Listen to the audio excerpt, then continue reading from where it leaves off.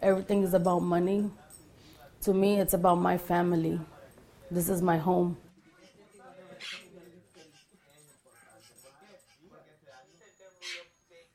Noelia Calero lives with her husband and parents in a rent-stabilized apartment at 98 Linden Street in Bushwick, Brooklyn. They pay $675 a month, an amount that's less than half the market rate. But now they say the landlord wants them out. On March of 2013, the landlord sent us a letter saying that he was going to do repairs to the apartment, to the kitchen and the bathroom. On June 4, he came with a worker of his, and he basically demolished my kitchen and my bathroom. There's no floor, the walls have been knocked out, the partition wall that divided my bathroom with the neighbor's kitchen was taken off. So you know how to go with it. No, but just look.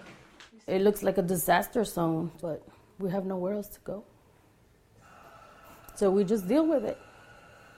The landlord's claim is that the building is structurally unsound and that every tenant has to move out. My guess is to raise the rents. Mr. Meltzer, who filed the lawsuit on behalf of Noelia's family, is representing the tenants from 2 other apartments in the same building. Exactly. All 3 clients are relatives who emigrated from Nicaragua and have lived at 98 Linden for more than 20 years. The problem is to do something legally, you got to get those police reports. The landlord wants you guys to do something to him.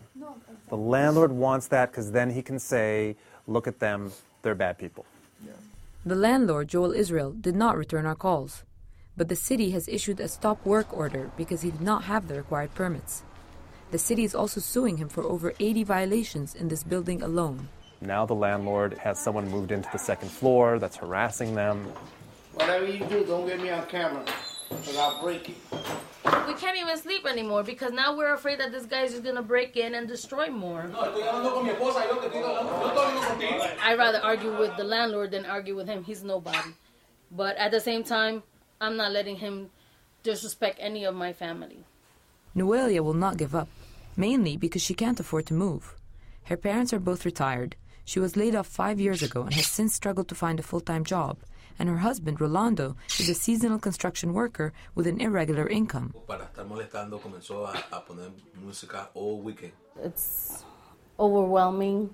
The living room is now the living room/kitchen, and we're usually confined between my parents' bedroom, my bedroom, and the living room.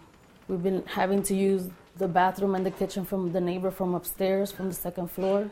It's just horrible. According to many lawyers and low-income housing advocates, Noelia's story represents a trend throughout the city. As rents in gentrifying neighborhoods continue to climb, many New Yorkers living in regulated units are facing pressures to move out. Under former Mayor Bloomberg, New York City lost more than 60,000 rent-stabilized apartments.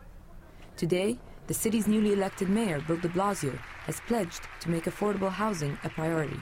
We will lift the floor for New Yorkers crushed by skyrocketing rents, by requiring developers to build affordable homes for everyday people, rather than simply multi-million-dollar condos for the most fortunate among us.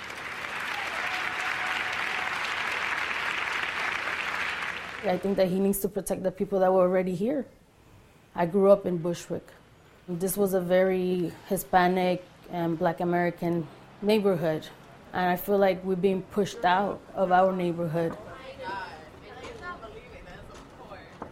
My apartment's not the nicest right now, but it's still my home. I just imagine us in the street, on the sidewalk, with our belongings, and not having anywhere to go. To be humiliated in the street like that.